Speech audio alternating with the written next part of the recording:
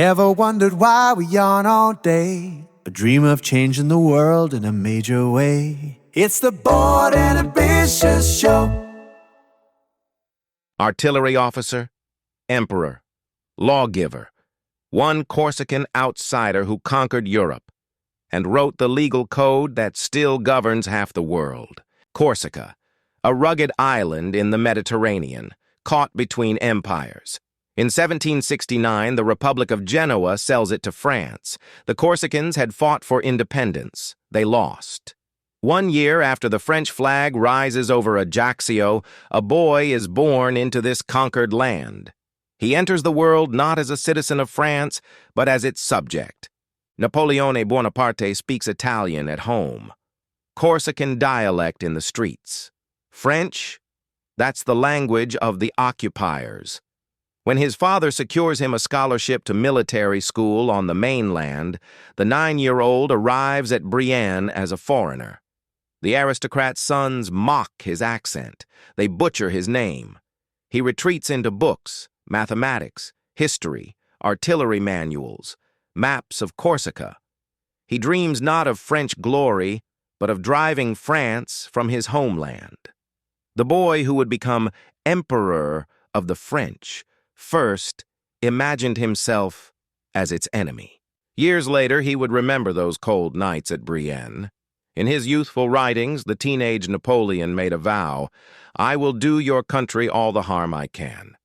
He meant France, the nation that had swallowed his island. The irony would take 20 years to unfold.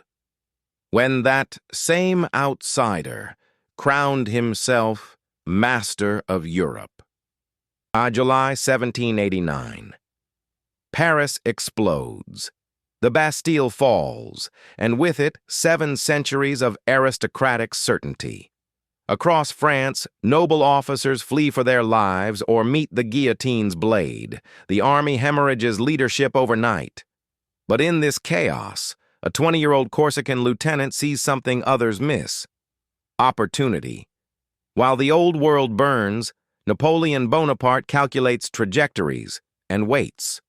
Artillery was the unglamorous arm. Mathematics, physics, the grunt work of siege warfare. Aristocrats wanted cavalry glory, not logarithm tables. Napoleon wanted the guns. At Toulon in 1793, British forces held the port. Generals floundered. A 24-year-old captain proposed a plan. Take the heights, make the harbor untenable. They let him try. His batteries drove out the British fleet. France noticed. No one in history rose so far, so fast. Age 24, captain. 26, commander of the Army of Italy, turning a ragged force into conquerors. 30, first consul, ruling France itself. 35, emperor. 11 years from junior officer to master of Europe. The revolution had devoured its kings. Now it crowned a Corsican. Before Napoleon, armies moved as single massive blocks, unwieldy, predictable, slow. He shattered that model. The corps system, each unit a miniature army unto itself. Infantry, cavalry, artillery, all combined, all independent. A single corps could hold an entire enemy force at bay, while others maneuvered for the killing blow, or they could converge from multiple directions, appearing everywhere at once. His enemies never knew where the strike would fall, because Napoleon himself often decided only at the last moment. The battlefield became a chessboard, and he was always 3 moves ahead. Traditional armies crawled across Europe, chained to their supply wagons. Napoleon cut the chain. His troops lived off the land, requisitioning food, forage, whatever they needed. No waiting, no delay. The Grande Armée could march 20 miles in a day and arrive ready to fight. 600,000 men moving as one instrument, flowing across the continent like a force of nature. Enemies expecting him next week found him tomorrow. Speed wasn't just an advantage, it was a weapon, and no one wielded it like Napoleon. His signature maneuver was devastatingly simple. When facing multiple enemy armies, most generals worried about being surrounded. Napoleon saw opportunity. He would drive his forces between them, the central position, then pivot. Strike one army with everything before the other could react. Destroy it. Turn. Repeat. Their superior numbers became their weakness. Divided, they fell, one at a time. It was mathematics applied to warfare, and the answer was always Napoleon. But theories win nothing. Wars are decided on the ground, in the mud, in the smoke. December 1805. Two emperors march against Napoleon with the largest force he has ever faced, and he has chosen exactly where to meet them, a frozen plateau in Moravia called Austerlitz, December 2nd, 1805. In the frozen fields of Moravia, Napoleon Bonaparte does something no general should do. He gives up the high ground. The Pratzen Heights dominate the battlefield. Any commander can see their value, so Napoleon abandons them. He pulls back his right flank, stretches his lines thin, makes himself look vulnerable. The Allied commanders see exactly what he wants them to see. Weakness, an opportunity, a chance to crush the Corsican upstart once and for all. They begin shifting forces to attack his exposed right. The trap is set. Dawn breaks. But no one can see it. A thick fog blankets the valley, hiding armies from each other. The Allies commit. Tens of thousands of Russian and Austrian soldiers pour down from the heights, crashing into Napoleon's weakened right flank. They think they're winning. They're not. At 8 in the morning, the sun burns through the mist. And in that golden light, 20,000 French soldiers storm the Pratzen Heights, the high ground the Allies just abandoned. Marshal Soult's columns drive upward like a blade through the enemy's center. The Allied army, stretched thin across miles of frozen ground, is cut in two. Napoleon hasn't just won a battle. He's written a masterpiece. By afternoon, it's over. 16,000 Allied soldiers lie dead or wounded. Thousands more flee across frozen lakes, until French cannonballs shatter the ice beneath them. The Battle of the Three Emperors ends with two emperors in flight. Within weeks, Austria surrenders. The 1,000-year-old Holy Roman Empire, Charlemagne's inheritance, dissolves into history. Napoleon dictates peace terms from the Habsburg Palace in Vienna. He is 36 years old. Years later, exiled and dying, Napoleon would look back on this moment above all others. Austerlitz, he said, the finest of all I fought. He was never more brilliant, and perhaps never more dangerous. The man who could see 10 moves ahead on a battlefield would soon believe he could see 10 moves ahead everywhere. Genius, unchecked, was about to become overreach. But here's what most people miss about Napoleon. Conquering Europe was the easy part. Governing it, that was the real work. While his generals slept, the emperor labored. 17-hour days, thousands of letters dictated. Every ministry, every law, every reform, flowing from one restless mind. The maps on his desk changed. No longer battlefields. Now, tax districts, road networks, educational systems. Napoleon the administrator worked harder than Napoleon the general ever had. In 1804, Napoleon unveiled his masterpiece. Not a battle plan, a book. The Code Civil des Français. 2,100 articles that would reshape human civilization. For the first time in European history, equality before the law. Your father could be a duke or a ditch digger. It no longer mattered. You stood equal in the eyes of justice. Religious tolerance became law. Jews, persecuted for centuries, were granted full citizenship, property rights, protected, marriage and divorce, civil matters controlled by citizens, not clergy. The church had governed private life for 1,000 years. Napoleon handed that power to the people. In one stroke, medieval Europe ended. The modern world began. And here's what's extraordinary. Napoleon's empire fell. His code did not. Today, over 40 countries, home to billions of people, base their legal systems on this single document. France, of course, Belgium, the Netherlands, Italy, Spain, Portugal, but also Egypt, Japan, Louisiana, Quebec. When you sign a contract anywhere in the modern world, you're using a framework Napoleon designed. His armies retreated from Moscow. His laws conquered the globe. Napoleon understood this himself. In exile, stripped of everything, he reflected on what would endure. My glory is not in having won 40 battles. Waterloo will erase the memory of those victories. What nothing can erase, what will live forever, is my civil code. By 1806, Napoleon had crushed every army sent against him. Austria, humiliated. Prussia, shattered. Russia, forced to negotiate. But across 20 miles of choppy water sat an enemy he could not reach: Britain. The Royal Navy ruled the waves absolutely. Trafalgar had settled that question forever.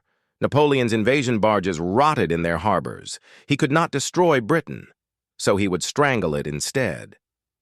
The Berlin Decrees of 1806 declared economic war. No European port could accept British goods. No European merchant could trade with British ships. Napoleon would blockade an entire island, not with warships, but with commerce. At first, it worked. British warehouses overflowed with goods no one could buy. Factories closed. Unemployment soared. But there was a catch, a fatal one. To seal every port, every harbor, every smuggler's cove, Napoleon had to control all of Europe, every coastline, every kingdom, every reluctant ally. And then, the cracks. Portugal refuses to close its ports. Napoleon sends an army. Spain resists occupation.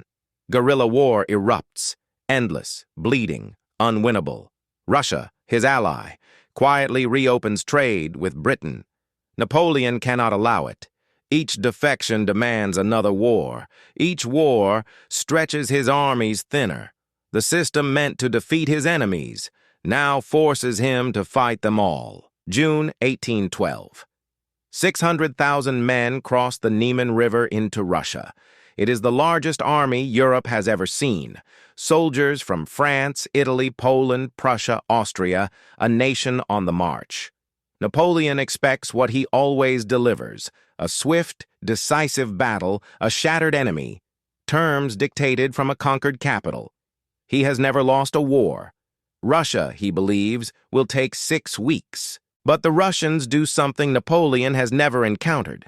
They refuse to fight. Every time the Grande Armée advances, the enemy melts away, burning crops, poisoning wells, driving off livestock. The army that conquered Europe by living off the land finds nothing to live on. Napoleon's greatest weapon, the decisive battle, requires an enemy willing to stand and be destroyed.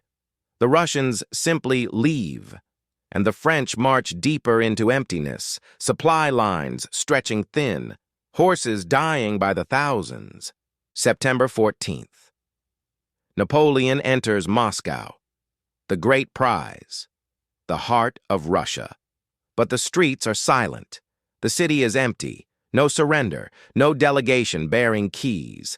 Then, as night falls, fires erupt across the city. The Russians are burning their own capital rather than let him have it. Napoleon watches from the Kremlin as Moscow dies around him. He sends peace offers to the Tsar. No reply comes. Winter is 6 weeks away, and he is 800 miles from home. October 19th. Napoleon finally orders retreat. It is already too late. Winter strikes early and without mercy. Temperatures plunge to 40 below. Horses collapse and are eaten within minutes. Men freeze standing up.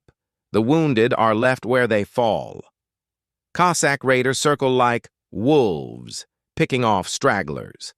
At the Berezina River, the army crosses on bridges built by engineers standing chest-deep in freezing water, bridges that become clogged with the dead and dying. It is no longer a retreat. It is a death march through white hell. June 1812, 600,000 men march into Russia. December 1812, fewer than 100,000 stumble out, 500,000 gone, dead, captured, vanished into the snow. The Grande Armée, the greatest military instrument the world had ever seen, ceased to exist. In 6 months, Napoleon lost more men than most nations possess. February 26, 1815. Under cover of darkness, a small ship slips away from the island of Elba. Aboard stands the most dangerous man in Europe, a prisoner no longer. Napoleon Bonaparte lands on French soil with barely 1,000 loyal soldiers. When King Louis XVII learns of his escape, he dispatches an army to arrest him. The restored monarchy is confident. 1 regiment should be enough to capture a fallen emperor. Near Grenoble, the 5th Regiment blocks his path, muskets leveled, ready to fire. Napoleon walks forward, alone, unarmed. He opens his coat, baring his chest, and calls out, "Soldiers, if any of you will shoot his emperor, here I am." Silence. Then, one by one, the muskets lower. The soldiers kneel. Vive l'Empereur! The men sent to arrest him become his army. March 1st, 1,000 men. March 10th, 14,000. March 20th, Paris. In 20 days, Napoleon crosses France like a conquering force, without firing a single shot. Every regiment sent against him joins him instead.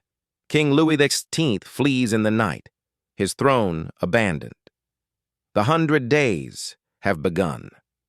The man Europe thought it had buried has risen from his grave. June 18, 1815, a rain-soaked field near Brussels. Napoleon stakes everything on one final gamble. All day, his forces hammer Wellington's lines. But the British hold. By evening, Prussian reinforcements pour onto the field. Napoleon sends forward his Imperial Guard, the veterans who had never broken, never retreated in 15 years of war. They break now. La Garde recule! The Guard falls back. The cry spreads panic through French ranks. By nightfall, the greatest army Napoleon ever commanded is fleeing into the darkness. The last throw of the dice has failed. The empire is over. St. Helena, a volcanic speck in the South Atlantic, 2,000 miles from anywhere. The British chose it precisely for its remoteness. No escape this time. The man who had commanded 600,000 soldiers now commanded a small house and a garden. British sentries watched his every move. The conqueror of Europe, reduced to pacing the same paths day after day, staring at an endless horizon he could never cross. But Napoleon understood something his captors did not. You can imprison a man. You cannot imprison an idea. For 6 years, he dictated his memoirs, hour after hour, shaping the story of his life, victories glorified, defeats explained, mistakes reframed as betrayals by lesser men. He was writing his own legend, and legends, once released into the world, take on lives of their own. The books would spread across Europe. A new generation would read them and remember. May 5th, 1821. Napoleon Bonaparte died in his bed. Probably stomach cancer, the same disease that killed his father. He was 51 years old. His final word, witnesses claimed, was France, the country that had once been his enemy. Then, his conquest. Then, his creation. And now, his last thought. The emperor is gone. But look around you. In a Paris courtroom, a judge applies his code. In a Tokyo laboratory, scientists measure in meters. At West Point, Cadets study his campaigns. In boardrooms worldwide, executives rise on talent, not bloodline. Napoleon built an empire that crumbled, but he also built a framework for modern civilization, and that endures. Consider his marshals. Michel Ney, a barrel maker's son. Jean Lannes, raised in a stable. Joachim Murat, an innkeeper's boy who became a king. Before Napoleon, these men would have died as they were born. Anonymous, limited, forgotten. He looked at them and saw only talent. The old order insisted that birth was destiny. Napoleon proved it was a lie. He arrived in France as an outsider, a Corsican with an accent, mocked by his classmates. He left it transformed beyond recognition. The world Napoleon entered was ruled by kings who claimed divine right and nobles who inherited power. The world he left behind asked a different question. Not who is your father, but what can you do? Hereditary privilege never fully recovered from the answer.